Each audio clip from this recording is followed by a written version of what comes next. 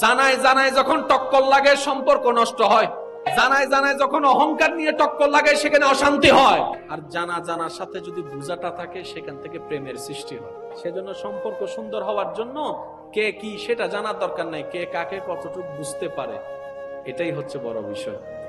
আপনার পরিচিত বন্ধু তো অনেকেই আছে, ওই একজনের মতো কি কেউ আপনাকে বুঝে?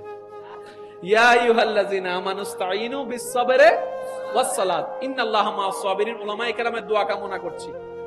কারবালার ঘটনার মধ্যে যে দুইটা দল গিয়েছে, আমরা সবাই জানি দুই দলে ঝগড়া লাগলে সঠিক থাকে একজন, কখনো দুই দল সঠিক থাকতে পারে না। এবার কারবালার যে ঘটনা ঘটেছে সেই দিন আপনি ছিলেন না, আমি ছিলাম না, আমরা ছিলাম না, কিন্তু আল্লাহ তো দেখেছেন। জোরে জোরে বলেন সুবহানাল্লাহ। আল্লাহ তো দেখেছেন, আল্লাহ তো জানেন কোনটা রাইট কোনটা রং, কে কি অবস্থায় ছিল, রব্বে করিম তো জানতো। এবার আমরা যারা মঞ্চের অধিবাসী আমরা বললাম ইয়া রব্বে করিম, ঘটনা তো ঘটেছে কিন্তু আমরা তো ছিলাম না, কিভাবে বুঝতে পারবো কে সঠিকে আছে কে ভুলে আছে? রব্বে করিম বলে, এ আমার বান্দারা, ওই দল যারা উপস্থিত হয়েছে দোনো দলের ভিতরেই নামাজ ছিল, কোরআন ছিল, একামত ছিল, আযান ছিল, আল্লাহু আকবার তাকবীর ছিল, জোরে বলেন না, ঈমানের দাবিদার ছিল, মুসলমানের পোশাক ছিল। তো তোমরা জানো দুইটা দল ঝগড়া লাগলে যেকোনো একটা দল রাইট হবে। বান্দা বলে যে মওলা ওই রাইট কোনটা আমরা কিভাবে বুঝবো? রব্বে করিম বলে আমি তোমাদেরকে সূত্র দিয়ে দিলাম, তোমরা তোমাদের গবেষণাকে চালু রাখো। ইয়া আইয়ুহাল্লাযিনা আমানুস্তাঈনু বিস-সাবরি ওয়াস-সালাত ইন্নাল্লাহা মা'আস-সাবিরিন। তোমরা ধৈর্য এবং নামাজের মাধ্যমে আমার কাছে সাহায্য প্রার্থনা করো। আর মনে রাখবা একটা কথা, আমি আল্লাহ ধৈর্য ধারণকারীর সাথে আছি। পয়েন্টটা একটু মনে রাখবেন, আমি আল্লাহ ধৈর্য ধারণকারীর সাথে আছি। তো ধৈর্য কে ধরবে? যার কাছে বিপদ আসবে। সুবহানাল্লাহ বলেন।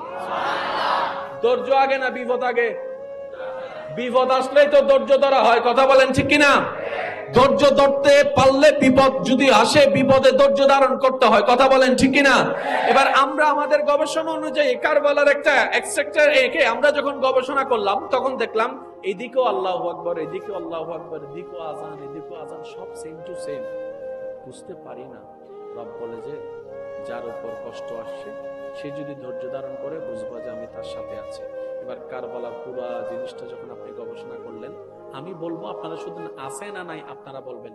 ইমাম হোসাইনি কাফেলার মধ্যে পানির কষ্ট, এজিদি কাফেলার কাছে পানির কোনো কষ্ট, আমি কাউকে চাপাই দিব না, আপনার জ্ঞান আপনার কাছে।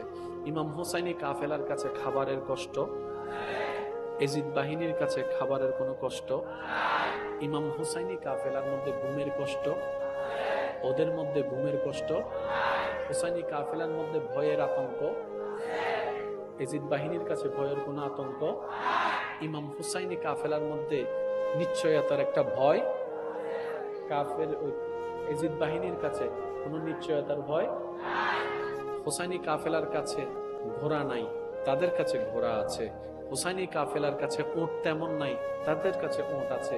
ওরা হচ্ছে ৭২ জন, ওরা হচ্ছে কোথায় ২০,০০০ ২২,০০০, কত অধিকতা। কিন্তু ইমাম হুসাইনের চেহারার দিকে একটু কল্পনার নজর দিয়ে তাকান, উলামায়ে কেরামের তাকরীরকে সামনে রেখে দেখবেন হাজার আপদ গায়ের উপরে এসেছে, মুখে আল্লাহর প্রতি কোনো আপত্তি জানাই নাই, একটু বিদ্রুপ একটু আক্ষেপ জানাই নাই। ইমাম হুসাইনের চেহারার মধ্যে মুস্কি প্রশান্তির হাসি, যেন দূর থেকে দেখলে মনে হয় এখনো বলছে আলহামদুলিল্লাহ আলহামদুলিল্লাহ আলহামদুলিল্লাহ। এবার জগৎ জিজ্ঞেস করে আপনার উপর কষ্ট আপনি মেনে নিলেন, বুঝতে পারলাম আপনার বড় ধৈর্যশীল, কিন্তু আপনার চোখের সামনে যে আপনার ছেলেকে হত্যা করা হলো, বাপ হিসেবে সহ্য করলেন তো করলেন কিভাবে? আপনার বোনের উপর অত্যাচার করা হয়েছে, আপনি সহ্য করলেন তো করলেন কিভাবে? এবার ইমাম হুসাইন উত্তর দেয়, আমি জেনেছি আমি বুঝেছি ধৈর্য ধারণকারীর সাথেই আল্লাহ থাকে, আর ধৈর্য ধারণ করার জন্য কষ্টের শিকার হওয়া বাধ্যতামূলক। আমার আল্লাহ আমাকে যেভাবে রেখে খুশি, আমি হুসাইন সেভাবে থেকে খুশি, আমার নিজস্ব কোনো চাওয়া পাওয়া নাই। যদি এই কষ্টের কারণে রব আমার সাথী হয়ে যায়, আমি হুসাইনের উপর খুশি হয়ে যাই, এরকম হাজারো কষ্ট আমি হাসি মুখে গ্রহণ করতে রাজি আছি। আল্লাহু আকবার।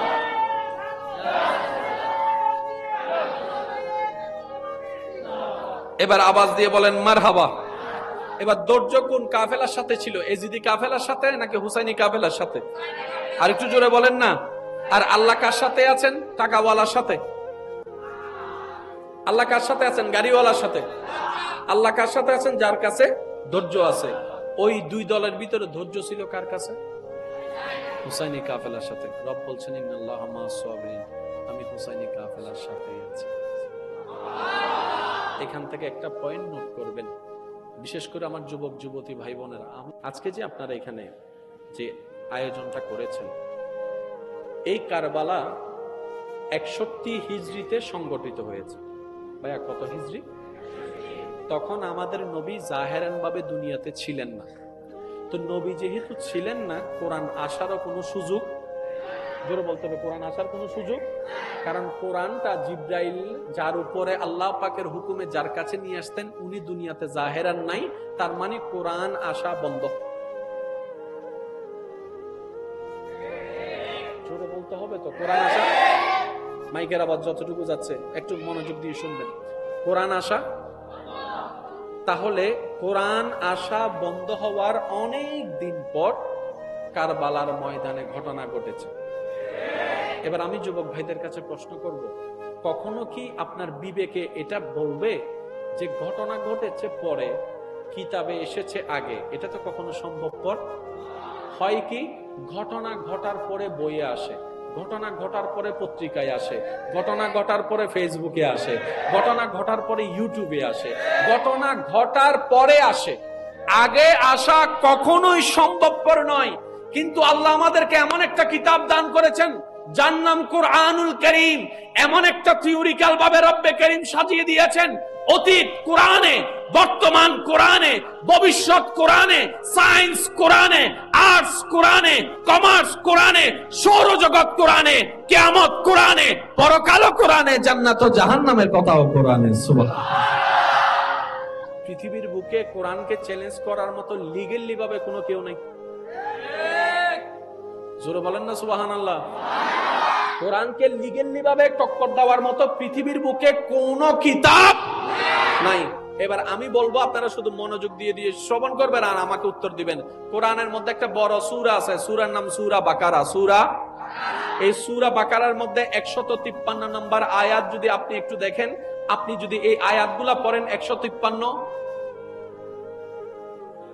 কি কোনো সমস্যা?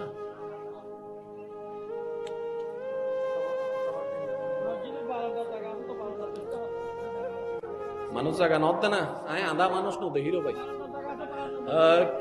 লা ইলাহা ইল্লাল্লাহ, লা ইলাহা ইল্লাল্লাহ, পড়িয়ে লা ইলাহা ইল্লাল্লাহ, লা ইলাহা।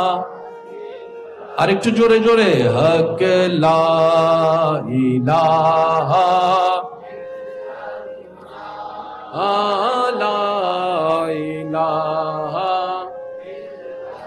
হাসবি রাব্বি জাল্লাল্লাহ, মা ফি কলবি গায়রুল্লাহ, হাসবি রাব্বি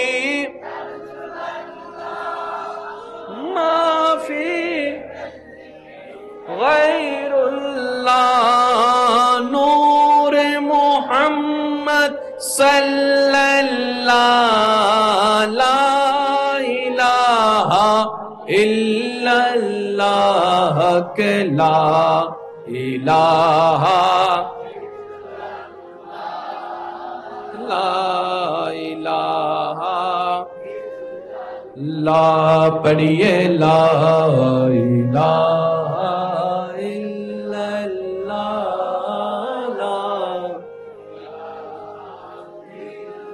যাক, একবার বলেন আলহামদুলিল্লাহ। যত নীরব থাকা যায়, বাস বাস বাস বাস বাস।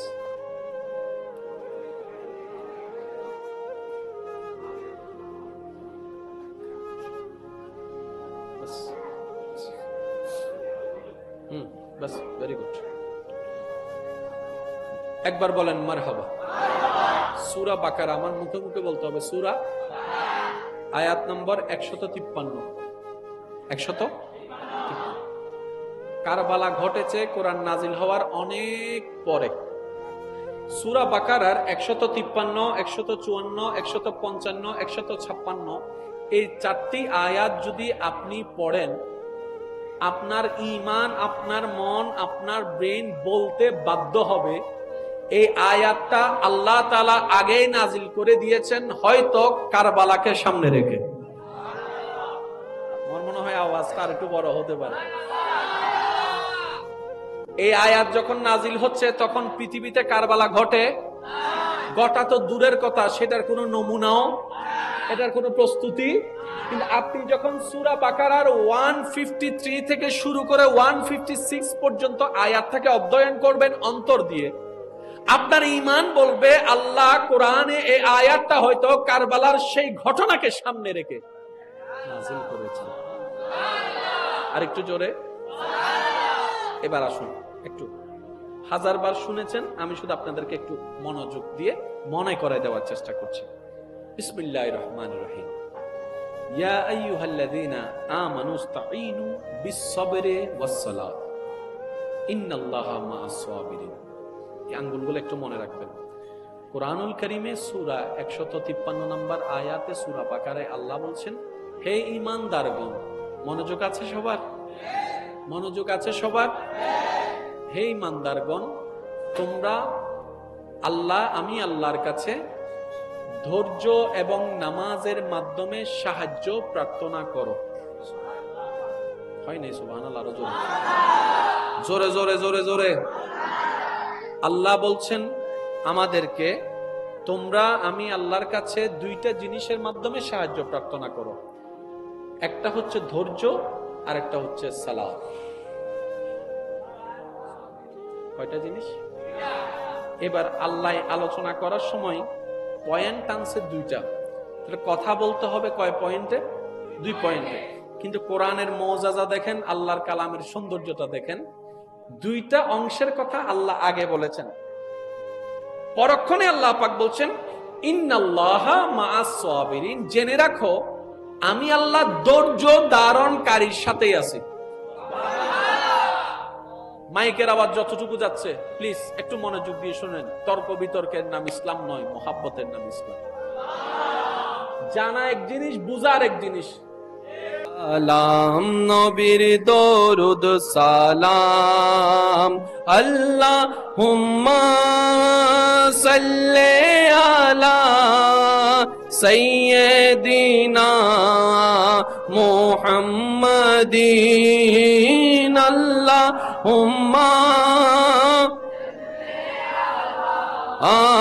সাইয়্যিদিনা। উচ্চ আওয়াজ একবার বলেন মারহাবা। আর একটু জোরে বলেন না মারহাবা। আজকের মাহফিলের সম্মানিত মেহমানে আলা আমার ভাইজান তশরিফ এনেছেন, স্বাগতম জানিয়ে উচ্চ আওয়াজ একবার বলেন মারহাবা। আল্লাহ পাক হুজুরের তশরিফ আবারিকে কবুল আর মঞ্জুর করুক। এবার কথা আমি গুছাই আনছি, একটু মনোযোগ দিবেন। আল্লাহ ভালোবাসলে ফুল দেয় না কষ্ট দেয়? আমি সবার মুখে শুনতে চাই, আল্লাহ যখন ভালোবাসে ফুল দেয় না কষ্ট দেয়? আল্লাহ যখন ভালোবাসবে এ বেইজ্জত করবে, আল্লাহ যখন ভালোবাসবে কলঙ্কের মালা দিবে, আল্লাহ যখন ভালোবাসবে আগুনে ফেলবে, আল্লাহ যখন ভালোবাসবে ভাইয়ের অত্যাচার, বোনের অত্যাচার, স্বামীর অত্যাচার, বউয়ের অত্যাচার, চাচার অত্যাচার, দেরার অত্যাচার কেন দিচ্ছে? ভালো জোরে বলেন আল্লাহ কি করে? আল্লাহ যদি ভালোবাসে আমার মতো, আপনার মতো একটা নাখান্দাকে, এর চেয়ে বড় সৌভাগ্য আমাদের আর কি হতে পারে? এবার রাসূলের পাকের একটা হাদিসকে এখানে সাথে অ্যাড করলেই বাকি অঙ্কটা ক্লিয়ার হয়ে যাবে। নবী রাহমাতুল লিল আলামিন বলছেন, মুমিনদের বিষয়টা বড়ই চমৎকার। সুবহানাল্লাহ। জোরে জোরে বলেন সুবহানাল্লাহ। মুমিনদের বিষয়টা বড্ড চমৎকার। ইয়া রাসূলুল্লাহ কিরকম? বলে যে মুমিন বান্দারা আল্লাহর নিয়ামত পেয়ে শুকরিয়া করে, বিপদে আপদে কষ্টে না পেয়ে ধৈর্য ধারণ করে। শুকরিয়া করাটাও তার জন্য নিয়ামত, ধৈর্য ধারণ করাটাও নিয়ামত। দুদিকে তারা সাকসেস হয়ে যাচ্ছে। সুবহানাল্লাহ। আরেকটা হাদিস এড করেন, নবী রাহমাতুল লিল আলামিন বলছেন, কোন মুমিন বান্দা যদি রাস্তায় হেঁটে যাওয়ার পথে একটা কাটা ফুটে ব্যথা পায়, ওই ব্যথার উপর যদি আল্লাহর উপর নারাজি না দেখিয়ে ধৈর্য ধারণ করে, ওই সামান্য ব্যথার কারণে আল্লাহ তাআলা তার জীবন থেকে অনেক গুনাহ মোচন করে দেয়। এবার বলেন, আমাদের জাহান্নামে নিয়ে যাবে কি নেকি নাকি গুনাহ? তাহলে জাহান্নাম থেকে বাঁচার জন্য গুনাহ মুছার দরকার আছে না নাই? গুনাহ মুছার জন্য তওবার দরকার আছে না নাই?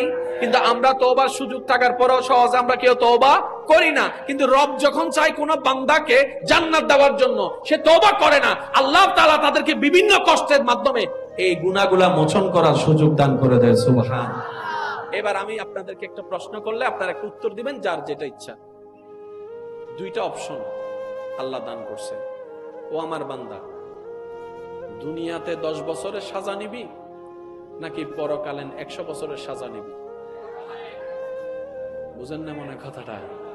আল্লাহ বলছেন আমাদেরকে, এ বান্দা দুনিয়াতে 10 বছরের কষ্ট নিবি নাকি জাহান্নামের 100 বছরের কষ্ট নিবি? আমাদেরকে যদি আল্লাহ চয়েস করার পছন্দ দেয়, আপনি আমি কোনটা নিব? পরকালের 100 বছর নাকি দুনিয়ার 10 বছর? আমি শুনি নাই, আর একটু বলেন। বাস, অঙ্ক তো ক্লিয়ার, অঙ্ক তো ক্লিয়ার, একদম ক্লিয়ার। মুমিনরা চিন্তা করে অনন্তকাল, আমাদের মতো গাদারা চিন্তা করে সাময়িক কাল।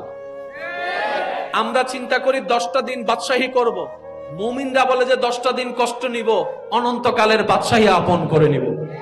দুনিয়ার পাগল আমরা চিন্তা করি এখনই ঝাপটা মেরে নিয়ে নিব, মুমিনরা চিন্তা করে ছেড়ে দিলাম। এখন জগতের দুনিয়ার মানুষ ওনাদেরকে পাগল বলে, যারা ছেড়ে দেয়, যারা মাফ করে দেয়, যারা সুযোগ দেয়, যারা রাস্তা খুলে দেয়, যারা পানি দেয়, যারা খাবার দেয়, যারা সহজ করে দেয়, যারা অন্যের মুখে হাসি ফোটায়, তাদেরকে উপকার করে যারা, তাদেরকে মানুষ আঙ্গুল দেখায়, পাগল পাগল কথা বলে। মুমিন বলে যে আমরা যে কোন জায়গায় ব্যবসা করি তোরা তো সেটা জানাস না, আমরা দিয়েছি এক মানজা বিল হাসানাতে ফালাহু আশরু আমসালিহা, রবের নামে এক দিয়েছি, কারণ আমরা জানি এক যদি রবের নামে দেওয়া হয়, রব বিনিময়ে কমপক্ষে 10 গুণ বেশি দান করবেন। সুবহানাল্লাহ। দুনিয়াবি মানুষ আর মুমিনদের চিন্তাধারা এক নয়। আর একটু জোরে বলেন না। কারবালার ময়দানে ইমাম হুসাইনকে আল্লাহ পাক রব্বুল আলামিনের দরবারে ইমাম হুসাইন যদি একবার ফরিয়াদ করতেন, মাওলা তৃষ্ণা বড্ড লেগেছে, আমি ফুরাতের কাছে যাব না, ফুরাতকে একটু হুকুম দাও না আমার কাছে আসতে। ইমান দিয়ে আওয়াজ, ইমান আবার দিয়ে বলুন তো ভাই, আসবে কি আসবে না? কিন্তু ইমাম হুসাইন কি এই ফরিয়াদ করেছেন? আচ্ছা, উনি যদি একবার বলতেন আল্লাহ বৃষ্টি দাও, আসতো, তুফান দাও, আসতো। কারণ আমাদের 1 কোটি বার দোয়া করা, ওনাদের একটু ঠোঁটলারা। কারণ আমাদের মকবুলিয়ত আর ওনাদের মকবুলিয়ত এক নয়। ওনারা তো আলা মকামের আহলে বাইত, বলেন না সুবহানাল্লাহ। জানায় জানায় যখন টক্কর লাগে সম্পর্ক নষ্ট হয়, জানায় জানায় যখন অহংকার নিয়ে টক্কর লাগে সেখানে অশান্তি হয়, আর জানা জানার সাথে যদি বুঝাটা থাকে সেখান থেকে প্রেমের সৃষ্টি হয়। সেজন্য সম্পর্ক সুন্দর হওয়ার জন্য কে কি সেটা জানার দরকার নাই, কে কাকে কতটুকু বুঝতে পারে এটাই হচ্ছে বড় বিষয়। আপনার পরিচিত বন্ধু তো অনেকেই আছে, ওই একজনের মতো কি কেউ আপনাকে বুঝে?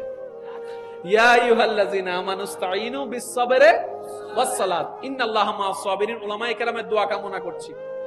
কারবালার ঘটনার মধ্যে যে 2টা দল গিয়েছে, আমরা সবাই জানি 2 দলে ঝগড়া লাগলে সঠিক থাকে একজন, কখনো 2 দল সঠিক থাকতে পারে না।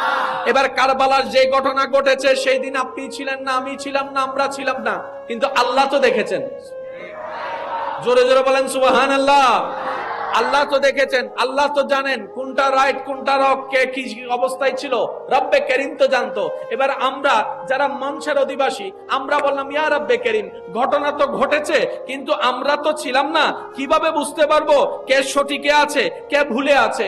রব্বে করিম বলে, এ আমার বান্দারা, ওই দল যারা উপস্থিত হয়েছে, দোনো দলের ভিতরেই নামাজ ছিল, কোরআন ছিল, একামত ছিল, আজান ছিল, আল্লাহু আকবার তাকবীর ছিল, জোরে বলেন না, ইমানের দাবিদার ছিল, মুসলমানের পোশাক ছিল। তো তোমরা জানো 2টা দল ঝগড়া লাগলে যেকোনো একটা দল রাইট হবে। বান্দা বলে যে মাওলা ওই রাইট কোনটা আমরা কিভাবে বুঝবো? রব্বে কারীম বলে আমি তোমাদেরকে সূত্র দিয়ে দিলাম, তোমরা তোমাদের গবেষণাকে চালু রাখো। ইয়া আইয়ুহাল্লাযিনা আমানুস্তাঈনু বিস-সাবরি ওয়াস-সালাত ইন্নাল্লাহা মা'আস-সাবিরিন। তোমরা ধৈর্য এবং নামাজের মাধ্যমে আমার কাছে সাহায্য প্রার্থনা করো। আর মনে রাখবা একটা কথা, আমি আল্লাহ ধৈর্য ধারণকারীর সাথে আছি। পয়েন্টটা একটু মনে রাখবেন, আমি আল্লাহ ধৈর্য ধারণকারীর সাথে আছি। তো ধৈর্য কে ধরবে? যার কাছে বিপদ আসবে। সুবহানাল্লাহ। ধৈর্য আগে না বিপদ আগে? বিপদ আসলেই তো ধৈর্য ধরা হয়, কথা বলেন ঠিক কিনা? ধৈর্য ধরতে পারলে বিপদ যদি আসে, বিপদে ধৈর্য ধারণ করতে হয়, কথা বলেন ঠিক কিনা? এবার আমরা আমাদের গবেষণা অনুযায়ী কারবালার একটা এক্সট্রাক্টর একে আমরা যখন গবেষণা করলাম, তখন দেখলাম এদিকেও আল্লাহু আকবার, এদিকেও আল্লাহু আকবার, এদিকেও আজান, এদিকেও আজান, সব সেম টু সেম। বুঝতে পারি না। রব বলে যে যার উপর কষ্ট আসছে সে যদি ধৈর্য ধারণ করে, বুঝবা যে আমি তার সাথে আছি। এবার কারবালার পুরা জিনিসটা যখন আপনি গবেষণা করলেন, আমি বলবো আপনারা শুধু আছে না নাই আপনারা বলবেন, ইমাম হুসাইনি কাফেলার মধ্যে পানির কষ্ট, এজিদি কাফেলার কাছে পানির কোনো কষ্ট। আমি কাউকে চাপাই দিব না, আপনার জ্ঞান আপনার কাছে। ইমাম হুসাইনি কাফেলার কাছে খাবারের কষ্ট, এজিদ বাহিনীর কাছে খাবারের কোনো কষ্ট।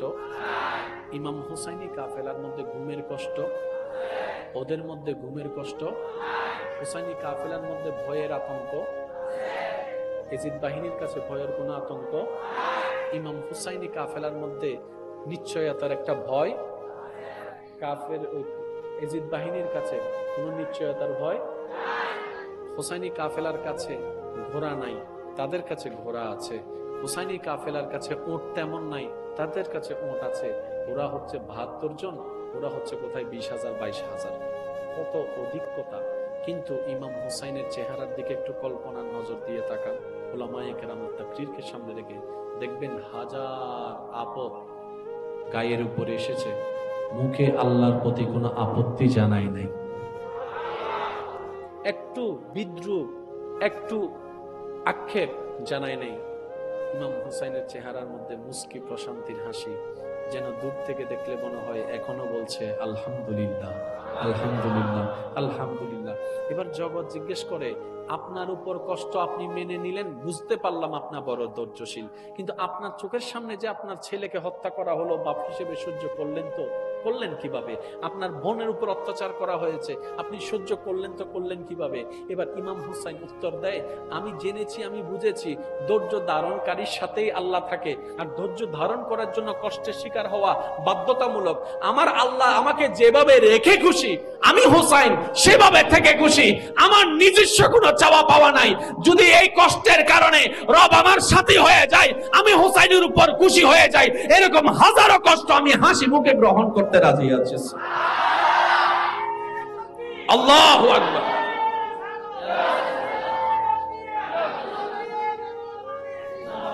এবার আওয়াজ দিয়ে বলেন মারহাবা। এবার ধৈর্য কোন কাফেলার সাথে ছিল? এজিদি কাফেলার সাথে নাকি হুসাইনি কাফেলার সাথে? আর একটু জোরে বলেন না। আর আল্লাহ কার সাথে আছেন? টাকাওয়ালার সাথে। আল্লাহ কার সাথে আছেন? গাড়িওয়ালার সাথে। আল্লাহ কার সাথে আছেন? যার কাছে ধৈর্য আছে। ওই দুই দলের ভিতরে ধৈর্য ছিল কার কাছে? হুসাইনি কাফেলার সাথে। রব বলছেন ইন্নাল্লাহা মা'আস সাবিরিন, আমি হুসাইনি কাফেলার সাথে আছি। এখান থেকে একটা পয়েন্ট নোট করবেন, বিশেষ করে আমার যুবক যুবতী ভাই বোনেরা, আজকে যে আপনারা এখানে যে আয়োজনটা করেছেন, এই কারবালা 61 হিজরিতে সংগঠিত হয়েছে। ভাইয়া কত হিজরি? তখন আমাদের নবী জাহেরান ভাবে দুনিয়াতে ছিলেন না। তো নবী যেহেতু ছিলেন না, কোরআন আসারও কোনো সুযোগ, জোরে বলতে হবে, কোরআন আসার কোনো সুযোগ, কারণ কোরআনটা জিব্রাইল যার উপরে আল্লাহ পাকের হুকুমে যার কাছে নিয়ে আসতেন, উনি দুনিয়াতে জাহেরান নাই, তার মানে কোরআন আসা বন্ধ।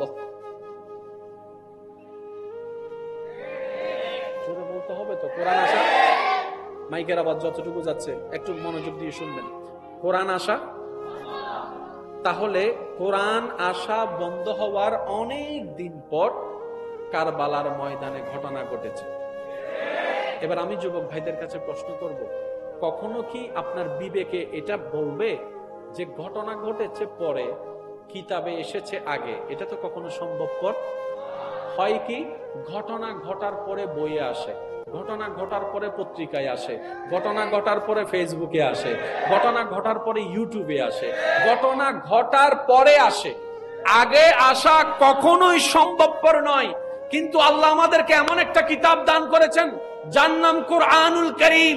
এমন একটা থিওরিক্যাল ভাবে রব্বে কারীম সাজিয়ে দিয়েছেন, অতীত কোরআনে, বর্তমান কোরআনে, ভবিষ্যৎ কোরআনে, সায়েন্স কোরআনে, আর্টস কোরআনে, কমার্স কোরআনে, সৌরজগৎ কোরআনে, কিয়ামত কোরআনে, পরকাল কোরআনে, জান্নাত ও জাহান্নামের কথাও কোরআনে। সুবহানাল্লাহ। পৃথিবীর বুকে কোরআনকে চ্যালেঞ্জ করার মতো লিগ্যালি ভাবে কোনো কেউ নাই। জোরে বলেন না সুবহানাল্লাহ। কোরআনকে লিগ্যালি ভাবে টক্কর দেওয়ার মতো পৃথিবীর বুকে কোনো কিতাব নাই। এবার আমি বলবো, আপনারা শুধু মনোযোগ দিয়ে দিয়ে শ্রবণ করবেন আর আমাকে উত্তর দিবেন। কোরআনের মধ্যে একটা বড় সূরা আছে, সূরার নাম সূরা বাকারা। এই সূরা বাকারার মধ্যে 153 নম্বর আয়াত যদি আপনি একটু দেখেন, আপনি যদি এই আয়াতগুলা পড়েন 153, কি কোনো সমস্যা?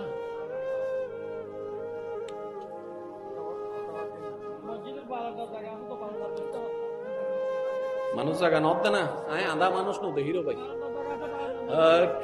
লা ইলাহা ইল্লাল্লাহ, লা ইলাহা ইল্লাল্লাহ, পড়িয়ে লা ইলাহা ইল্লাল্লাহ, লা ইলাহা। আর একটু জোরে জোরে, হক লা ইলাহা লা ইলাহা, হাসবি রাব্বি জাল্লাল্লাহ, মা ফি কলবি গায়রুল্লাহ, হাসবি রাব্বি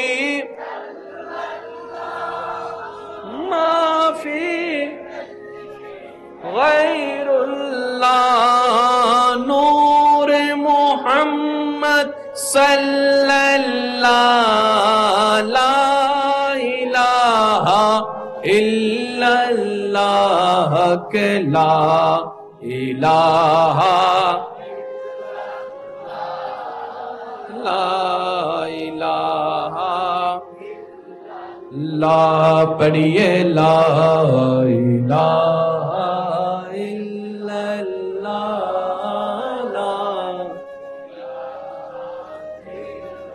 যাক, একবার বলেন আলহামদুলিল্লাহ। যত নীরব থাকা যায়, বাস বাস বাস বাস বাস।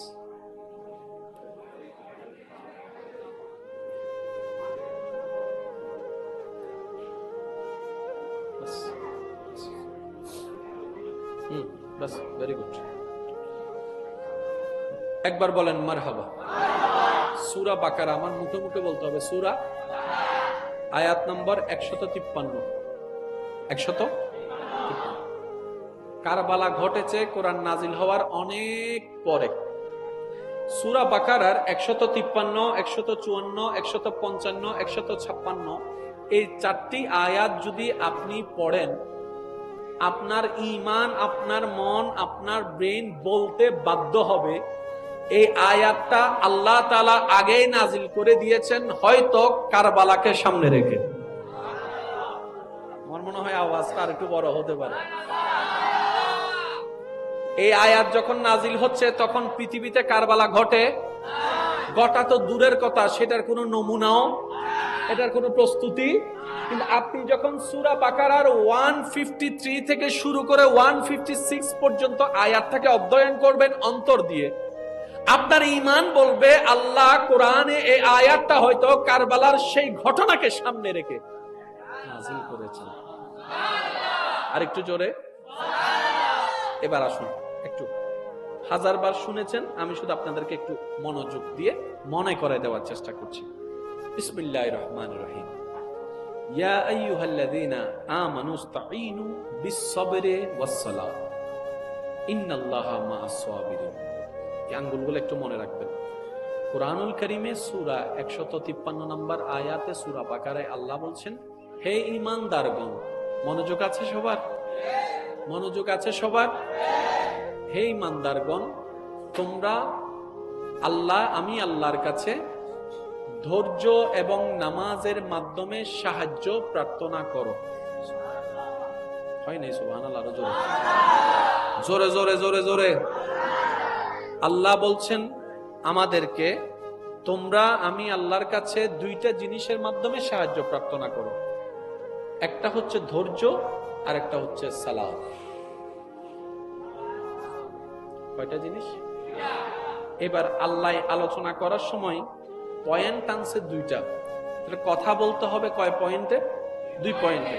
কিন্তু কোরআনের মওজাজা দেখেন, আল্লাহর কালামের সৌন্দর্যটা দেখেন, দুইটা অংশের কথা আল্লাহ আগে বলেছেন, পরক্ষণে আল্লাহ পাক বলছেন ইন্নাল্লাহা মাআস সাবিরিন, জেনে রাখো আমি আল্লাহ ধৈর্য ধারণকারীর সাথেই আছি। মাইকের আওয়াজ যতটুকু যাচ্ছে প্লিজ একটু মনোযোগ দিয়ে শুনেন। তর্ক বিতর্কের নাম ইসলাম নয়, মহাব্বতের নাম ইসলাম। জানা এক জিনিস, বুঝার এক জিনিস। সালাম নবীর দরুদ সালাম, আল্লাহুম্মা সাল্লি আলা সাইয়্যিদিনা মুহাম্মাদিন, আল্লাহুম্মা সাইয়্যিদিনা। উচ্চ আওয়াজ একবার বলেন মারহাবা, আর একটু জোরে বলেন না মারহাবা। আজকের মাহফিলের সম্মানিত মেহমানে আলা আমার ভাইজান তশরিফ এনেছেন, স্বাগতম জানিয়ে উচ্চ আওয়াজ একবার বলেন মারহাবা। আল্লাহ পাক হুজুরের তশরিফ আবারিকে কবুল আর মঞ্জুর করুক। এবার কথা আমি গুছাই আনছি, একটু মনোযোগ দিবেন। আল্লাহ ভালোবাসলে ফুল দেয় না কষ্ট দেয়? আমি সবার মুখে শুনতে চাই, আল্লাহ যখন ভালোবাসে ফুল দেয় না কষ্ট দেয়? আল্লাহ যখন ভালোবাসবে এ বেইজ্জত করবে, আল্লাহ যখন ভালোবাসবে কলঙ্কের মালা দিবে, আল্লাহ যখন ভালোবাসবে আগুনে ফেলবে, আল্লাহ যখন ভালোবাসবে ভাইয়ের অত্যাচার, বোনের অত্যাচার, স্বামীর অত্যাচার, বউয়ের অত্যাচার, চাচার অত্যাচার, দেরার অত্যাচার কেন দিচ্ছে? ভালো জোরে বলেন আল্লাহ কি করে? আল্লাহ যদি ভালোবাসে আমার মতো আপনার মতো একটা নাখান্দাকে, এর চেয়ে বড় সৌভাগ্য আমাদের আর কি হতে পারে? এবার রাসূল পাকের একটা হাদিসকে এখানে সাথে অ্যাড করলেই বাকি অঙ্কটা ক্লিয়ার হয়ে যাবে। নবী রাহমাতুল্লিল আলামিন বলছেন মুমিনদের বিষয়টা বড়ই চমৎকার। সুবহানাল্লাহ, জোরে জোরে বলেন সুবহানাল্লাহ। মুমিনদের বিষয়টা বড্ড চমৎকার। ইয়া রাসূলুল্লাহ কিরকম? বলে যে মুমিন বান্দারা আল্লাহর নিয়ামত পেয়ে শুকরিয়া করে, বিপদে আপদে কষ্টে না পেয়ে ধৈর্য ধারণ করে। শুকরিয়া করাটাও তার জন্য নিয়ামত, ধৈর্য ধারণ করাটাও নিয়ামত, দুনো দিকে তারা সাকসেস হয়ে যাচ্ছে। সুবহানাল্লাহ। আরেকটা হাদিস এড করেন, নবী রাহমাতুল্লিল আলামিন বলছেন কোন মুমিন বান্দা যদি রাস্তায় হেঁটে যাওয়ার পথে একটা কাঁটা ফুটে ব্যথা পায়, ওই ব্যথার উপর যদি আল্লাহর উপর নারাজি না দেখিয়ে ধৈর্য ধারণ করে, ওই সামান্য ব্যথার কারণে আল্লাহ তাআলা তার জীবন থেকে অনেক গুনাহ মোচন করে দেয়। সুবহানাল্লাহ। এবার বলেন আমাদের জাহান্নামে নিয়ে যাবে কি নেকি নাকি গুনাহ? তাহলে জাহান্নাম থেকে বাঁচার জন্য গুনাহ মুছার দরকার আছে না নাই? গুনাহ মুছার জন্য তওবার দরকার আছে না নাই? কিন্তু আমরা তওবার সুযোগ থাকার পরেও সহজে আমরা কেউ তওবা করি না। কিন্তু রব যখন চায় কোন বান্দাকে জান্নাত দেওয়ার জন্য, সে তওবা করে না। আল্লাহ তাআলা তাদেরকে বিভিন্ন কষ্টের মাধ্যমে এই গুনাহগুলা মোচন করার সুযোগ দান করে দেয়। সুবহানাল্লাহ। এবার আমি আপনাদেরকে একটা প্রশ্ন করলে আপনারা একটা উত্তর দিবেন যার যেটা ইচ্ছা। দুইটা অপশন আল্লাহ দান করছে। ও আমার বান্দা, দুনিয়াতে 10 বছরের সাজা নিবি নাকি পরকালীন 100 বছরের সাজা নিবি? বুঝেন না মনে কথাটা? আল্লাহ বলছেন আমাদেরকে, এ বান্দা দুনিয়াতে 10 বছরের কষ্ট নিবি নাকি জাহান্নামের 100 বছরের কষ্ট নিবি? আমাদেরকে যদি আল্লাহ চয়েস করার পছন্দ দেয়, আপনি আমি কোনটা নিব? পরকালের 100 বছর নাকি দুনিয়ার 10 বছর? আমি শুনি নাই, আর একটু বলেন। বাস অঙ্ক তো ক্লিয়ার, অঙ্ক তো ক্লিয়ার, একদম ক্লিয়ার। মুমিনরা চিন্তা করে অনন্তকাল, আমাদের মতো গাদারা চিন্তা করে সাময়িক কাল।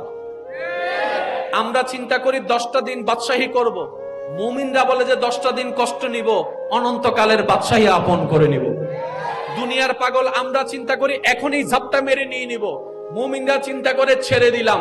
এখন জগতের দুনিয়ার মানুষ ওনাদেরকে পাগল বলে, যারা ছেড়ে দেয়, যারা মাফ করে দেয়, যারা সুযোগ দেয়, যারা রাস্তা খুলে দেয়, যারা পানি দেয়, যারা খাবার দেয়, যারা সৎকর দেয়, যারা অন্যের মুখে হাসি ফোটায়, তাদেরকে উপকার করে যারা, তাদেরকে মানুষ আঙ্গুল দেখায়, পাগল পাগল কথা বলে। মুমিন বলে যে আমরা যে কোন জায়গায় ব্যবসা করি তোরা তো সেটা জানাস না, আমরা দিয়েছি এক মানজা বিল হাসানাতে ফালাহু আশরু আমসালিহা, রবের নামে এক দিয়েছি কারণ আমরা জানি এক যদি রবের নামে দেওয়া হয় রব বিনিময়ে কমপক্ষে 10 গুণ বেশি দান করবেন। সুবহানাল্লাহ। দুনিয়াবি মানুষ আর মুমিনদের চিন্তাধারা এক নয়। আর একটু জোরে বলেন না। কারবালার ময়দানে ইমাম হোসাইনকে আল্লাহ পাক রব্বুল আলামিনের দরবারে ইমাম হোসাইন যদি একবার ফরিয়াদ করতেন, মওলা তৃষ্ণা বড্ড লেগেছে, আমি ফুরাতের কাছে যাব না, ফুরাতকে একটু হুকুম দাও না আমার কাছে আসতে, ইমান দিয়ে আওয়াজ আবার দিয়ে বলুন তো ভাই আসবে কি আসবে না? কিন্তু ইমাম হোসাইন কি এই ফরিয়াদ করেছেন? আচ্ছা উনি যদি একবার বলতেন আল্লাহ বৃষ্টি দাও, আসতো, তুফান দাও, আসতো। কারণ আমাদের 1 কোটি বার দোয়া করা ওনাদের একটু ছোটলারা, কারণ আমাদের মকবুলিয়ত আর ওনাদের মকবুলিয়ত এক নয়। ওনারা তো আলা মকামের আহলে বাইত, বলেন না সুবহানাল্লাহ। জানায় জানায় যখন টক্কর লাগে সম্পর্ক নষ্ট হয়, জানায় জানায় যখন অহংকার নিয়ে টক্কর লাগে সেখানে অশান্তি হয়, আর জানা জানার সাথে যদি বুঝাটা থাকে সেখান থেকে প্রেমের সৃষ্টি হয়। সেজন্য সম্পর্ক সুন্দর হওয়ার জন্য কে কি সেটা জানার দরকার নাই, কে কাকে কতটুকু বুঝতে পারে এটাই হচ্ছে বড় বিষয়। আপনার পরিচিত বন্ধু তো অনেকেই আছে, ওই একজনের মতো কি কেউ আপনাকে বুঝে? ইয়া আইয়ুহাল্লাযিনা আমানুস্তাঈনু বিস-সাবরি ওয়াস-সালাত ইন্নাল্লাহা মা'আস সাবিরিন। উলামায়ে কেরামের দোয়া কামনা করছি। কারবালার ঘটনার মধ্যে যে 2টা দল গিয়েছে, আমরা সবাই জানি 2 দলে ঝগড়া লাগলে সঠিক থাকে একজন, কখনো 2 দল সঠিক থাকতে পারে না। এবার কারবালার যে ঘটনা ঘটেছে সেই দিন আপনি ছিলেন না, আমি ছিলাম না, আমরা ছিলাম না, কিন্তু আল্লাহ তো দেখেছেন। জোরে জোরে বলেন সুবহানাল্লাহ। আল্লাহ তো দেখেছেন, আল্লাহ তো জানেন কোনটা রাইট কোনটা রং, কে কি অবস্থায় ছিল, রব্বে করিম তো জানতো। এবার আমরা যারা মঞ্চের অধিবাসী আমরা বললাম ইয়া রব্বে করিম, ঘটনা তো ঘটেছে কিন্তু আমরা তো ছিলাম না, কিভাবে বুঝতে পারবো কে সঠিকে আছে কে ভুলে আছে? রব্বে করিম বলে আমার বান্দারা, ওই দল যারা উপস্থিত হয়েছে দোনো দলের ভিতরেই নামাজ ছিল, কোরআন ছিল, একামত ছিল, আজান ছিল, আল্লাহু আকবার তাকবীর ছিল, জোরে বলেন না, ইমানের দাবিদার ছিল, মুসলমানের পোশাক ছিল। তো তোমরা জানো 2টা দল ঝগড়া লাগলে যেকোনো একটা দল রাইট হবে। বান্দা বলে যে মওলা ওই রাইট কোনটা আমরা কিভাবে বুঝবো? রব্বে করিম বলে আমি তোমাদেরকে সূত্র দিয়ে দিলাম, তোমরা তোমাদের গবেষণাকে চালু রাখো।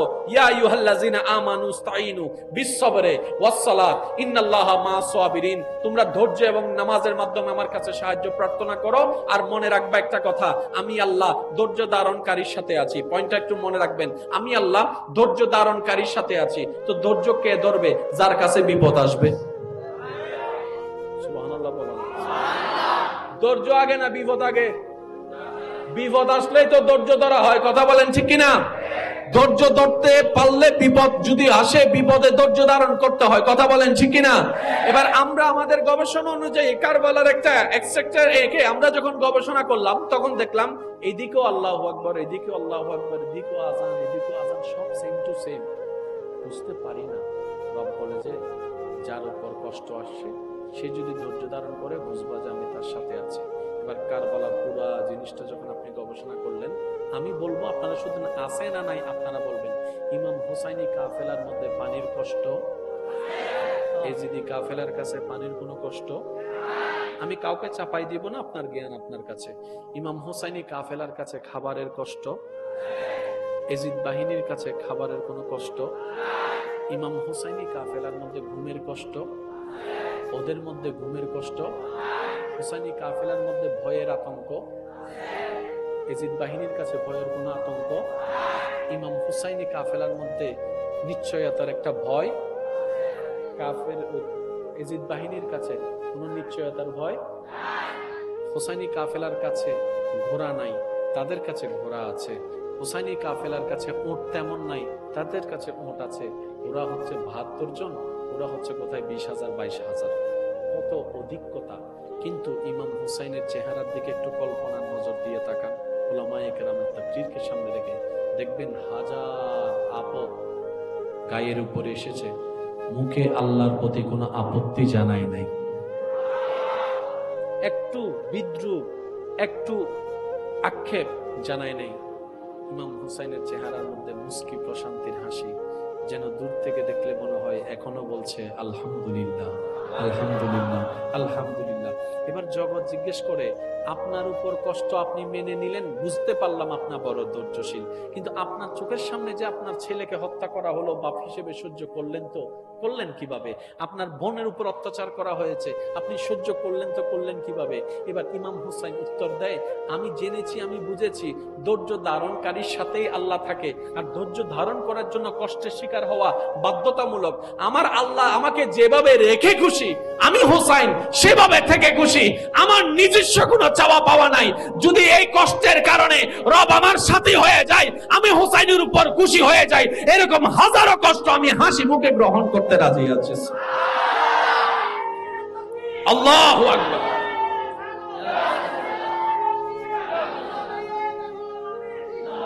এবার আওয়াজ দিয়ে বলেন মারহাবা।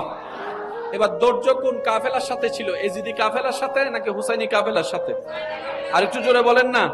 আর আল্লাহ কার সাথে আছেন? টাকাওয়ালার সাথে। আল্লাহ কার সাথে আছেন? গাড়িওয়ালার সাথে। আল্লাহ কার সাথে আছেন? যার কাছে ধৈর্য আছে। ওই দুই দলের ভিতরে ধৈর্য ছিল কার কাছে?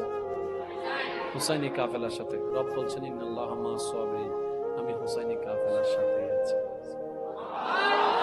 এখান থেকে একটা পয়েন্ট নোট করবেন, বিশেষ করে আমার যুবক যুবতী ভাই বোনেরা, আজকে যে আপনারা এখানে যে আয়োজনটা করেছেন, এই কারবালা 61 হিজরিতে সংগঠিত হয়েছে। ভাইয়া কত হিজরি? তখন আমাদের নবী জাহেরান ভাবে দুনিয়াতে ছিলেন না। তো নবী যেহেতু ছিলেন না, কোরআন আসারও কোনো সুযোগ, জোরে বলতে হবে, কোরআন আসার কোনো সুযোগ, কারণ কোরআনটা জিব্রাইল যার উপরে আল্লাহ পাকের হুকুমে যার কাছে নিয়ে আসতেন, উনি দুনিয়াতে জাহেরান নাই, তার মানে কোরআন আসা বন্ধ। জোরে বলতে হবে তো, কোরআন আসা, মাইকের আওয়াজ যতটুকু যাচ্ছে একটু মনোযোগ দিয়ে শুনবেন, কোরআন আসা। তাহলে কোরআন আসা বন্ধ হওয়ার অনেক দিন পর কারবালার ময়দানে ঘটনা ঘটেছে। এবার আমি যুবক ভাইদের কাছে প্রশ্ন করব, কখনো কি আপনার বিবেকে এটা বলবে যে ঘটনা ঘটেছে পরে, কিতাবে এসেছে আগে? এটা তো কখনো সম্ভবপর হয় কি? ঘটনা ঘটার পরে বইয়ে আসে, ঘটনা ঘটার পরে পত্রিকায় আসে, ঘটনা ঘটার পরে ফেসবুকে আসে, ঘটনা ঘটার পরে ইউটিউবে আসে, ঘটনা ঘটার পরে আসে। আগে আসা কখনোই সম্ভবপর নয়। কিন্তু আল্লাহ আমাদেরকে এমন একটা কিতাব দান করেছেন, যার নাম কুরআনুল কারীম। এমন একটা থিওরিক্যাল ভাবে রব্বে কারীম সাজিয়ে দিয়েছেন, অতীত কোরআনে, বর্তমান কোরআনে, ভবিষ্যৎ কোরআনে, সায়েন্স কোরআনে, আর্টস কোরআনে, কমার্স কোরআনে, সৌরজগৎ কোরআনে, কিয়ামত কোরআনে, পরকাল কোরআনে, জান্নাত ও জাহান্নামের কথাও কোরআনে। সুবহানাল্লাহ। পৃথিবীর বুকে কোরআনকে চ্যালেঞ্জ করার মতো লিগ্যালি ভাবে কোনো কেউ নাই।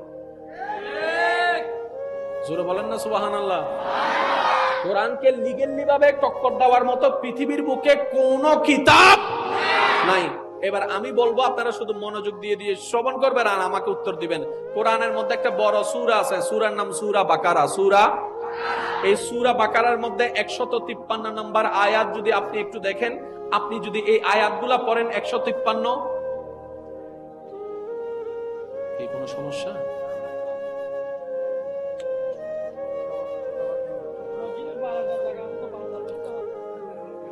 মানুষ জায়গা নদ না, আধা মানুষ নদে হিরো ভাই। লা ইলাহা ইল্লাল্লাহ, লা ইলাহা ইল্লাল্লাহ, পড়িয়ে লা ইলাহা ইল্লাল্লাহ, লা ইলাহা। আরেকটু জোরে জোরে, হক লা ইলাহা লা ইলাহা, হাসবি রাব্বি জাল্লাল্লাহ, মা ফি কলবি গায়রুল্লাহ, হাসবি রাব্বি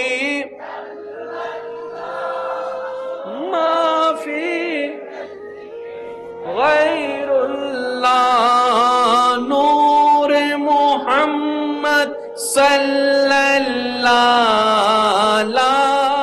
ইলাহা ইল্লাল্লাহ লা ইলাহা লা ইলাহা লা পড়িয়ে লা ইলাহা ইল্লাল্লাহ।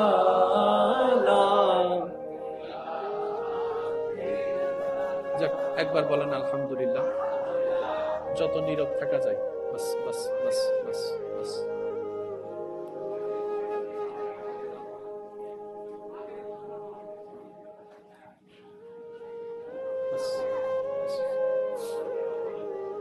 বাস, ভেরি গুড। একবার বলেন মারহাবা। সূরা বাকারা, আমার মুখে মুখে বলতে হবে, সূরা আয়াত নম্বর 153। 153। কারবালা ঘটেছে কোরআন নাজিল হওয়ার অনেক পরে। সূরা বাকারার 153, 154, 155, 156 এই 4টি আয়াত যদি আপনি পড়েন, আপনার ঈমান, আপনার মন, আপনার ব্রেন বলতে বাধ্য হবে এই আয়াতটা আল্লাহ তাআলা আগেই নাজিল করে দিয়েছেন, হয়তো কারবালাকে সামনে রেখে। আমার মনে হয় আওয়াজটা আর একটু বড় হতে পারে। এই আয়াত যখন নাজিল হচ্ছে তখন পৃথিবীতে কারবালা ঘটে? ঘটা তো দূরের কথা, সেটার কোনো নমুনাও, এটার কোনো প্রস্তুতি। কিন্তু আপনি যখন সূরা বাকারার 153 থেকে শুরু করে 156 পর্যন্ত আয়াতটাকে অধ্যয়ন করবেন অন্তর দিয়ে, আপনার ঈমান বলবে আল্লাহ কোরআনে এই আয়াতটা হয়তো কারবালার সেই ঘটনাকে সামনে রেখে নাজিল করেছেন। আর একটু জোরে। এবার আসুন, একটু 1000বার শুনেছেন, আমি শুধু আপনাদেরকে একটু মনোযোগ দিয়ে মনে করে দেওয়ার চেষ্টা করছি। বিসমিল্লাহির রহমানির রহিম। ইয়া আইয়ুহাল্লাযীনা আমানু ইসতাঈনু বিস-সাবরি ওয়াস-সালাহ ইন্নাল্লাহা মা'আস সাবিরিন। এই আঙ্গুলগুলো একটু মনে রাখবেন। কুরআনুল কারীমে সূরা 153 নম্বর আয়াতে সূরা বাকারায় আল্লাহ বলছেন, হে ঈমানদারগণ, মনোযোগ আছে সবার? মনোযোগ আছে সবার? হে ঈমানদারগণ, তোমরা আমি আল্লাহর কাছে ধৈর্য এবং নামাজের মাধ্যমে সাহায্য প্রার্থনা করো। হয় নাই? সুবহানাল্লাহ। আরো জোরে জোরে জোরে জোরে জোরে। আল্লাহ বলছেন আমাদেরকে, আমি আল্লাহর কাছে দুইটা জিনিসের মাধ্যমে সাহায্য প্রার্থনা করো। একটা হচ্ছে ধৈর্য, আর একটা হচ্ছে সালাত। কয়টা জিনিস? এবার আল্লাহ আলোচনা করার সময় পয়েন্ট আনছে দুইটা। কথা বলতে হবে কয় পয়েন্টে? 2 পয়েন্টে। কিন্তু কোরআনের মুআজিজা দেখেন, আল্লাহর কালামের সৌন্দর্যতা দেখেন, 2টা অংশের কথা আল্লাহ আগে বলেছেন। পরক্ষণে আল্লাহ পাক বলছেন ইন্নাল্লাহা মা'আস সাবিরিন, জেনে রাখো আমি আল্লাহ ধৈর্য ধারণকারীর সাথেই আছি। মাইকের আওয়াজ যতটুকু যাচ্ছে প্লিজ একটু মনোযোগ দিয়ে শুনেন। তর্ক বিতর্কের নাম ইসলাম নয়, মুহাব্বতের নাম ইসলাম। জানা এক জিনিস, বুঝা আরেক জিনিস। সালাম নবীর দরুদ সালাম, আল্লাহুম্মা সাল্লি আলা সাইয়্যিদিনা মুহাম্মাদিন, আল্লাহুম্মা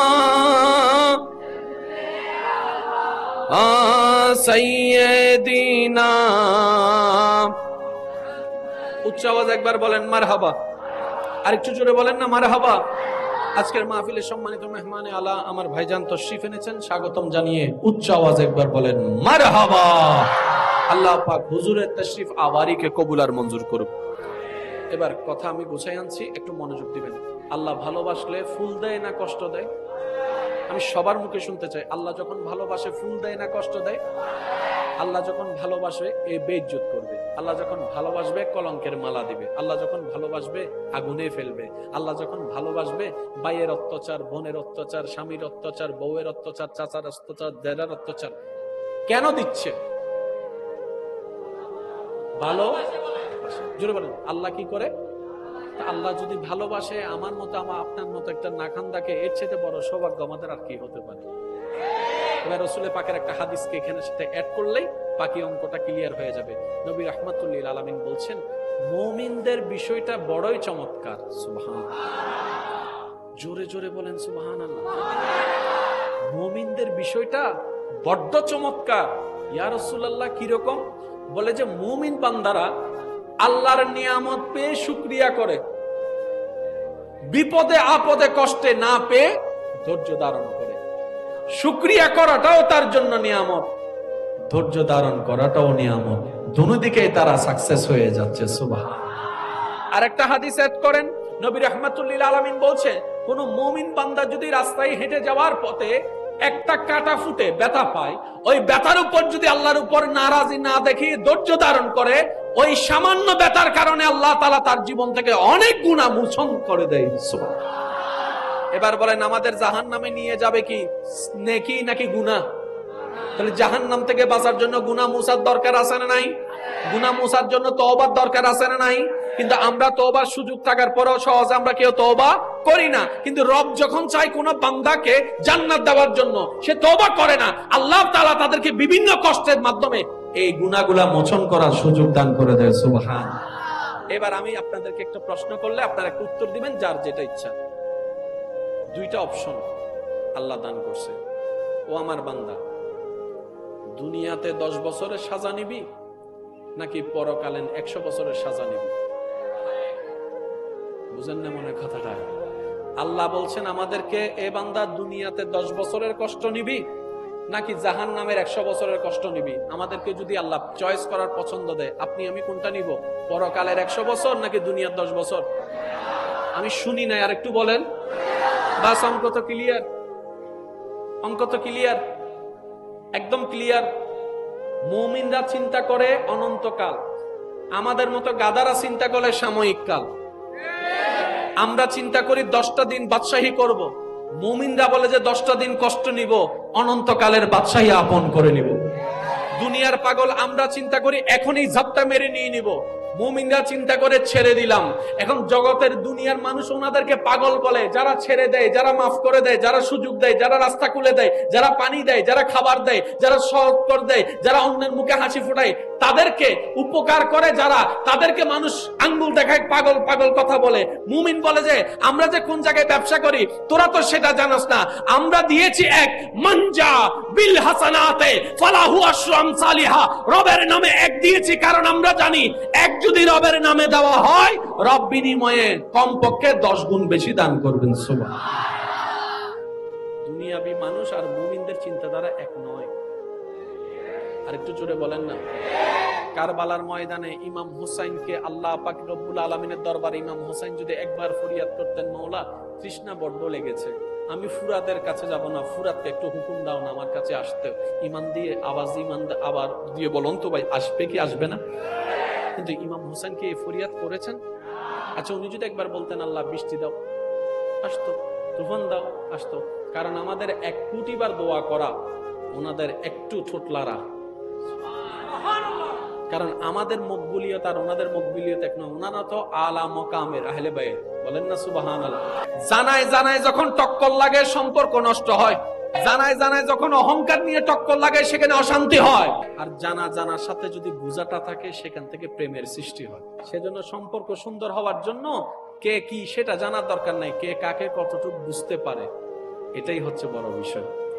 আপনার পরিচিত বন্ধু তো অনেকেই আছে, ওই একজনের মতো কি কেউ আপনাকে বুঝে? ইয়া আইয়ুহাল্লাযিনা আমানুস্তাঈনু বিস-সাবরি ওয়াস-সালাত ইন্নাল্লাহা মা'আস-সাবিরিন। উলামায়ে কেরামের দোয়া কামনা করছি। কারবালার ঘটনার মধ্যে যে 2টা দল গিয়েছে, আমরা সবাই জানি 2 দলে ঝগড়া লাগলে সঠিক থাকে একজন, কখনো 2 দল সঠিক থাকতে পারে না। এবার কারবালার যে ঘটনা ঘটেছে সেই দিন আপনি ছিলেন না, আমি ছিলাম না, আমরা ছিলাম না, কিন্তু আল্লাহ তো দেখেছেন। জোরে জোরে বলেন সুবহানাল্লাহ। আল্লাহ তো দেখেছেন, আল্লাহ তো জানেন কোন কোনটা রাইট কোনটা রং, কে কি অবস্থায় ছিল রব্বে করিম তো জানতো। এবার আমরা যারা মঞ্চের অধিবাসী আমরা বললাম ইয়া রব্বে করিম, ঘটনা তো ঘটেছে কিন্তু আমরা তো ছিলাম না, কিভাবে বুঝতে পারবো কে সঠিকে আছে কে ভুলে আছে? রব্বে করিম বলে, আমার বান্দারা, ওই দল যারা উপস্থিত হয়েছে দোনো দলের ভিতরেই নামাজ ছিল, কোরআন ছিল, একামত ছিল, আজান ছিল, আল্লাহু আকবার তাকবীর ছিল, জোরে বলেন না, ইমানের দাবিদার ছিল, মুসলমানের পোশাক ছিল। তো তোমরা জানো দুইটা দল ঝগড়া লাগলে যেকোনো একটা দল রাইট হবে। বান্দা বলে যে মওলা ওই রাইট কোনটা আমরা কিভাবে বুঝবো? রব্বে করিম বলে আমি তোমাদেরকে সূত্র দিয়ে দিলাম, তোমরা তোমাদের গবেষণাকে চালু রাখো। ইয়া আইয়ুহাল্লাযিনা আমানু ইসতাঈনু বিস-সাবরি ওয়াস-সালাত ইন্নাল্লাহা মা'আস সাবিরিন। তোমরা ধৈর্য এবং নামাজের মাধ্যমে আমার কাছে সাহায্য প্রার্থনা করো। আর মনে রাখবা একটা কথা, আমি আল্লাহ ধৈর্য ধারণকারীর সাথে আছি। পয়েন্টটা একটু মনে রাখবেন, আমি আল্লাহ ধৈর্য ধারণকারীর সাথে আছি। তো ধৈর্য কে ধরবে? যার কাছে বিপদ আসবে। সুবহানাল্লাহ বলুন। ধৈর্য আগে না বিপদ আগে? বিপদ আসলেই তো ধৈর্য ধরা হয়, কথা বলেন ঠিক কিনা? ধৈর্য ধরতে পারলে বিপদ যদি আসে, বিপদে ধৈর্য ধারণ করতে হয়, কথা বলেন ঠিক কিনা? এবার আমরা আমাদের গবেষণা অনুযায়ী কারবালার একটা সেক্টর একে আমরা যখন গবেষণা করলাম তখন দেখলাম এদিকেও আল্লাহু আকবার, এদিকেও আল্লাহু আকবার, এদিকেও আজান, এদিকেও আজান, সব সেম টু সেম। বুঝতে পারি না। রব বলে যে যার উপর কষ্ট আসছে সে যদি ধৈর্য ধারণ করে বুঝবা যে আমি তার সাথে আছি। এবার কারবালার পুরা জিনিসটা যখন আপনি গবেষণা করলেন, আমি বলবো আপনারা শুধু আছে না নাই আপনারা বলবেন। ইমাম হুসাইনি কাফেলার মধ্যে পানির কষ্ট, এজিদি কাফেলার কাছে পানির কোনো কষ্ট, আমি কাউকে চাপাই দিব না, আপনার জ্ঞান আপনার কাছে। ইমাম হুসাইনি কাফেলার কাছে খাবারের কষ্ট, এজিদ বাহিনীর কাছে খাবারের কোনো কষ্ট, ইমাম হুসাইনি কাফেলার মধ্যে ঘুমের কষ্ট, ওদের মধ্যে ঘুমের কষ্ট, হুসাইনি কাফেলার মধ্যে ভয়ের আতঙ্ক, এজিদ বাহিনীর কাছে ভয়ের কোনো আতঙ্ক, ইমাম হুসাইনি কাফেলার মধ্যে নিশ্চয়তার একটা ভয়, কাফের এজিদ বাহিনীর কাছে কোনো নিশ্চয়তার ভয়। হুসাইনি কাফেলার কাছে ঘোড়া নাই, তাদের কাছে ঘোড়া আছে। হুসাইনি কাফেলার কাছে উট তেমন নাই, তাদের কাছে উট আছে। ওরা হচ্ছে ৭২ জন, ওরা হচ্ছে কোথায় ২০,০০০ ২২,০০০, কত অধিকতা। কিন্তু ইমাম হুসাইনের চেহারার দিকে একটু কল্পনার নজর দিয়ে তাকান, উলামায়ে কেরাম তাকরীরকে সামনে রেখে দেখবেন হাজার আপদ গায়ের উপরে এসেছে, মুখে আল্লাহর প্রতি কোনো আপত্তি জানাই নাই, একটু বিদ্রুপ একটু আক্ষেপ জানাই নাই। ইমাম হুসাইনের চেহারার মধ্যে মুস্কি প্রশান্তির হাসি, যেন দূর থেকে দেখলে মনে হয় এখনো বলছে আলহামদুলিল্লাহ আলহামদুলিল্লাহ আলহামদুলিল্লাহ। এবার জগৎ জিজ্ঞেস করে আপনার উপর কষ্ট আপনি মেনে নিলেন, বুঝতে পারলাম আপনার বড় ধৈর্যশীল, কিন্তু আপনার চোখের সামনে যে আপনার ছেলেকে হত্যা করা হলো বাপ হিসেবে সহ্য করলেন তো করলেন কিভাবে? আপনার বোনের উপর অত্যাচার করা হয়েছে, আপনি সহ্য করলেন তো করলেন কিভাবে? এবার ইমাম হুসাইন উত্তর দেয়, আমি জেনেছি আমি বুঝেছি ধৈর্য ধারণকারীর সাথেই আল্লাহ থাকে, আর ধৈর্য ধারণ করার জন্য কষ্টের শিকার হওয়া বাধ্যতামূলক। আমার আল্লাহ আমাকে যেভাবে রেখে খুশি আমি হুসাইন সেভাবে থেকে খুশি, আমার নিজস্ব কোনো চাওয়া পাওয়া নাই। যদি এই কষ্টের কারণে রব আমার সাথী হয়ে যায়, আমি হুসাইনের উপর খুশি হয়ে যাই, এরকম হাজারো কষ্ট আমি হাসি মুখে গ্রহণ করতে রাজি আছি। আল্লাহু আকবার।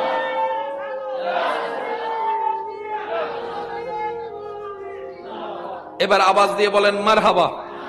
এবার ধৈর্য কোন কাফেলার সাথে ছিল? এজিদি কাফেলার সাথে নাকি হুসাইনি কাফেলার সাথে? আর একটু জোরে বলেন না। আর আল্লাহ কার সাথে আছেন? টাকাওয়ালার সাথে।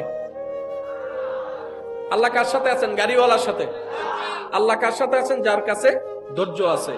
ওই দুই দলের ভিতরে ধৈর্য ছিল কার কাছে? হুসাইনি কাফেলার সাথে। রব বলছেন ইন্নাল্লাহা মা'আস সাবিরিন, আমি হুসাইনি কাফেলার সাথে আছি।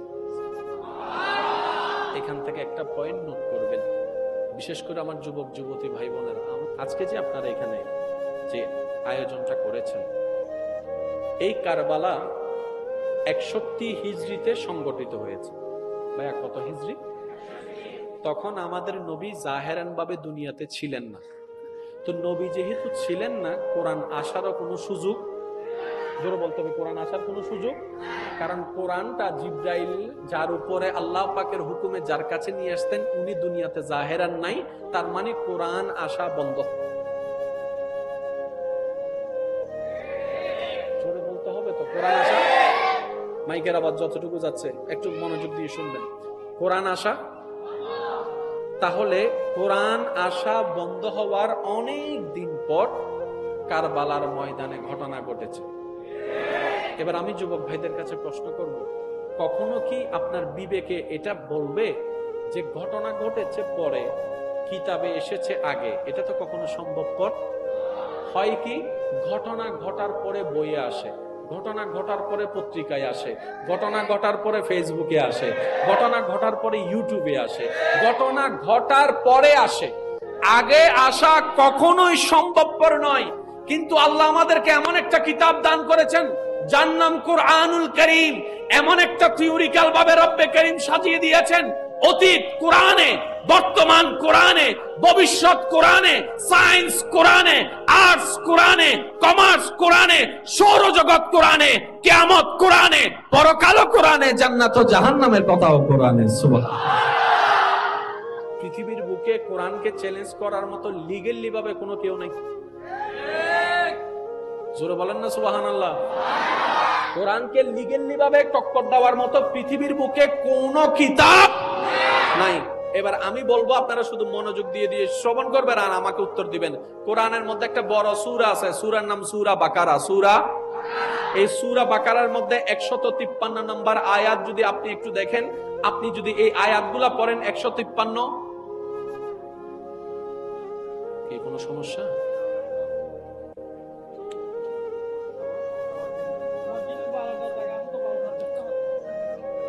মানুষ জায়গা নদ না, আধা মানুষ নদে হিরো ভাই। হক লা ইলাহা ইল্লাল্লাহ, লা ইলাহা ইল্লাল্লাহ, পড়িয়ে লা ইলাহা ইল্লাল্লাহ, লা ইলাহা। আরেকটু জোরে জোরে, হক লা ইলাহা লা ইলাহা, হাসবি রাব্বি জাল্লাল্লাহ, মা ফি কলবি গায়রুল্লাহ, হাসবি রাব্বি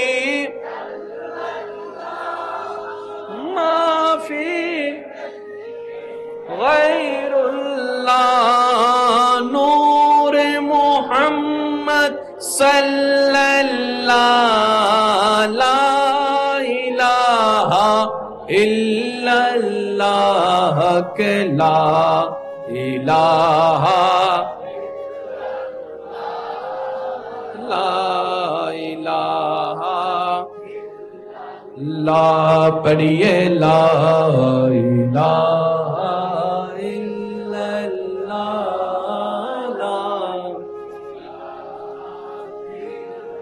যাক, একবার বলেন আলহামদুলিল্লাহ।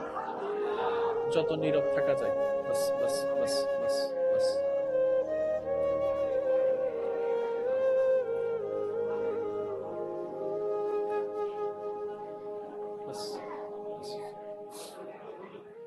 বাস, ভেরি গুড। একবার বলেন মারহাবা।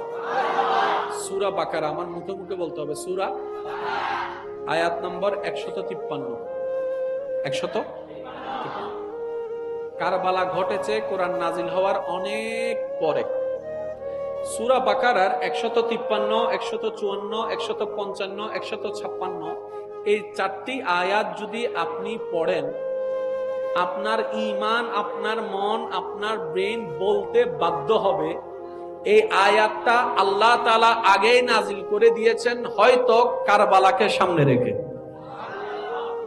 আমার মনে হয় আওয়াজটা আর একটু বড় হতে পারে। এই আয়াত যখন নাজিল হচ্ছে তখন পৃথিবীতে কারবালা ঘটা তো দূরের কথা, সেটার কোনো নমুনাও, এটার কোনো প্রস্তুতি কিন্তু আপনি যখন সূরা বাকারার 153 থেকে শুরু করে 156 পর্যন্ত আয়াতটাকে অধ্যয়ন করবেন অন্তর দিয়ে, আপনার ঈমান বলবে আল্লাহ কোরআনে এই আয়াতটা হয়তো কারবালার সেই ঘটনাকে সামনে রেখে নাযিল করেছেন। আর একটু জোরে, এবার আসুন, একটু হাজারবার শুনেছেন, আমি শুধু আপনাদেরকে একটু মনোযোগ দিয়ে মনে করায় দেওয়ার চেষ্টা করছি। বিসমিল্লাহির রহমানির রহিম। ইয়া আইয়ুহাল্লাযীনা আমানু ইসতাঈনু বিস-সাবরি ওয়াস-সালাহ ইন্নাল্লাহা মা'আস-সাবিরিন। এই আঙ্গুলগুলো একটু মনে রাখবেন।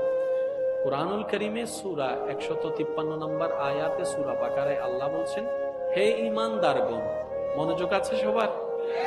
মনোযোগ আছে সবার? হে ঈমানদারগণ, তোমরা আমি আল্লাহর কাছে ধৈর্য এবং নামাজের মাধ্যমে সাহায্য প্রার্থনা করো। হয় নাই সুবহানাল্লাহ, জোরে জোরে জোরে জোরে।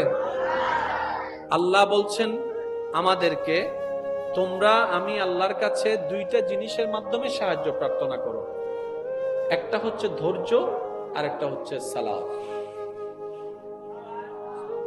কয়টা জিনিস? এবার আল্লাহ আলোচনা করার সময় পয়েন্ট টানছে দুইটা। কথা বলতে হবে কয় পয়েন্টে? 2 পয়েন্টে। কিন্তু কোরআনের মুআজিজা দেখেন, আল্লাহর কালামের সৌন্দর্যটা দেখেন, দুইটা অংশের কথা আল্লাহ আগে বলেছেন, পরক্ষণে আল্লাহ পাক বলছেন ইন্নাল্লাহা মা'আস-সাবিরিন। জেনে রাখো আমি আল্লাহ ধৈর্য ধারণকারীর সাথেই আছি। মাইকের আওয়াজ যতটুকু যাচ্ছে প্লিজ একটু মনোযোগ দিয়ে শুনেন। তর্ক বিতর্কের নাম ইসলাম নয়, মহাব্বতের নাম ইসলাম। জানা এক জিনিস, বুঝার এক জিনিস। সালাম নবীর দরুদ সালাম, আল্লাহুম্মা সাল্লি আলা সাইয়্যিদিনা মুহাম্মাদিন, আল্লাহুম্মা সাইয়্যিদিনা। উচ্চ আওয়াজ একবার বলেন মারহাবা। আর একটু জোরে বলেন না মারহাবা।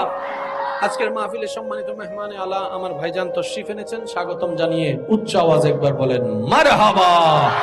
আল্লাহ পাক হুজুরের তশরিফ আবারিকে কবুল আর মঞ্জুর করুক। এবার কথা আমি গুছাই আনছি, একটু মনোযোগ দিবেন। আল্লাহ ভালোবাসলে ফুল দেয় না কষ্ট দেয়? আমি সবার মুখে শুনতে চাই, আল্লাহ যখন ভালোবাসে ফুল দেয় না কষ্ট দেয়? আল্লাহ যখন ভালোবাসবে এ বেইজ্জত করবে, আল্লাহ যখন ভালোবাসবে কলঙ্কের মালা দিবে, আল্লাহ যখন ভালোবাসবে আগুনে ফেলবে, আল্লাহ যখন ভালোবাসবে ভাইয়ের অত্যাচার, বোনের অত্যাচার, স্বামীর অত্যাচার, বউয়ের অত্যাচার, চাচার অত্যাচার, দাদার অত্যাচার কেন দিচ্ছে? ভালো জোরে বলেন আল্লাহ কি করে? আল্লাহ যদি ভালোবাসে আমার মতো আপনার মতো একটা নাখান্দাকে, এর চেয়ে বড় সৌভাগ্য আমাদের আর কি হতে পারে? এবার রাসূল পাকের একটা হাদিসকে এখানে সাথে অ্যাড করলেই বাকি অঙ্কটা ক্লিয়ার হয়ে যাবে। নবী রাহমাতুল লিল আলামিন বলছেন মুমিনদের বিষয়টা বড়ই চমৎকার। সুবহানাল্লাহ, জোরে জোরে বলেন সুবহানাল্লাহ। মুমিনদের বিষয়টা বড্ড চমৎকার। ইয়া রাসূলুল্লাহ কিরকম? বলে যে মুমিন বান্দারা আল্লাহর নিয়ামত পেয়ে শুকরিয়া করে, বিপদে আপদে কষ্টে না পেয়ে ধৈর্য ধারণ করে। শুকরিয়া করাটাও তার জন্য নিয়ামত, ধৈর্য ধারণ করাটাও নিয়ামত।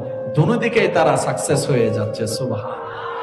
আরেকটা হাদিস এড করেন, নবী রাহমাতুল লিল আলামিন বলছে কোন মুমিন বান্দা যদি রাস্তায় হেঁটে যাওয়ার পথে একটা কাটা ফুটে ব্যথা পায়, ওই ব্যথার উপর যদি আল্লাহর উপর নারাজি না দেখিয়ে ধৈর্য ধারণ করে, ওই সামান্য ব্যথার কারণে আল্লাহ তাআলা তার জীবন থেকে অনেক গুনাহ মোচন করে দেয়। সুবহানাল্লাহ। এবার বলেন আমাদের জাহান্নামে নিয়ে যাবে কি নেকি নাকি গুনাহ? তাহলে জাহান্নাম থেকে বাঁচার জন্য গুনাহ মুছার দরকার আছে না নাই? গুনাহ মুছার জন্য তওবার দরকার আছে না নাই? কিন্তু আমরা তওবার সুযোগ থাকার পরেও সহজে আমরা কেউ তওবা করি না। কিন্তু রব যখন চায় কোন বান্দাকে জান্নাত দেওয়ার জন্য, সে তওবা করে না। আল্লাহ তাআলা তাদেরকে বিভিন্ন কষ্টের মাধ্যমে এই গুনাহগুলা মোচন করার সুযোগ দান করে দেয়। সুবহানাল্লাহ। এবার আমি আপনাদেরকে একটা প্রশ্ন করলে আপনারা একটা উত্তর দিবেন যার যেটা ইচ্ছা। দুইটা অপশন আল্লাহ দান করছে। ও আমার বান্দা, দুনিয়াতে 10 বছরের সাজা নিবি নাকি পরকালীন 100 বছরের সাজা নিবি? বুঝেন না মনে কথাটা?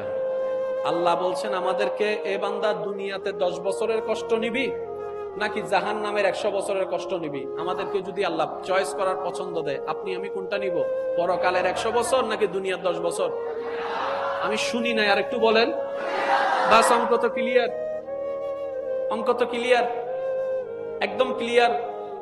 মুমিনরা চিন্তা করে অনন্তকাল, আমাদের মতো গাদারা চিন্তা করে সাময়িক কাল। আমরা চিন্তা করি 10টা দিন বাদশাহী করব, মুমিনরা বলে যে 10টা দিন কষ্ট নিব, অনন্তকালের বাদশাহী আপন করে নিব। দুনিয়ার পাগল আমরা চিন্তা করি এখনই ঝাপটা মেরে নিয়ে নিব, মুমিনরা চিন্তা করে ছেড়ে দিলাম।